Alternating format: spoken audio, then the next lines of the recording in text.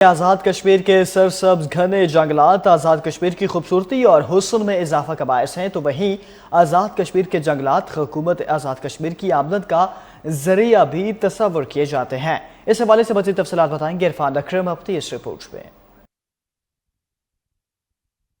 1.5 سال قبل موجودہ حکومت کی جانب سے فارسٹ آرڈیننس جاری ہونے کے بعد لکڑی کی ترسیل پر عائد پابندی کے باعث جیلم ویلی کے جنگلات کے ڈپو منڈیوں میں کروڑوں روپے مالیت کی لاکھوں فٹ لکڑ موسمی اثرات کے باعث گل سڑ کر بوسیدہ ہو رہی ہیں، جس کے باعث ریاستی خزانے کو بھاری نقصان پہنچ رہا ہے۔ جنگلات کے ڈپو میں لکڑی کی قیمت میں بے تحاشا اضافہ کے بعد شہریوں کی لکڑ کی قوت خرید سے باہر دکھائی دیتی ہے۔ جیلم ویلی کے مختلف مقامات پر جنگلات کے ڈپو منڈیوں میں تیار شدہ لاکھوں فٹ لکڑ کی خرابی پر عوام حلقہ نے سخت تشویش کا اظہار کرتے ہوئے حکومت سے مطالبہ کیا کہ وہ جنگلات کے ڈپو منڈیوں میں لکڑی کی ترسیل پر عائد پابندی میں نرمی اختیار کرتے ہوئے ڈپو منڈیوں میں موجود کروڑوں روپے کی لکڑ کو خراب ہونے سے بچانے کے حوالے سے ترسیل کے عمل کو بحال کرتے ہوئے ڈپو میں موجود لکڑ کو منڈیوں تک رسائی دے کر قومی خزانے میں اضافے کو ممکن بنائیں۔ کیمرہ ٹیم کے ساتھ عرفان اکرم، کے ٹیلی ویژن، وادی جہلم، آزاد کشمیر۔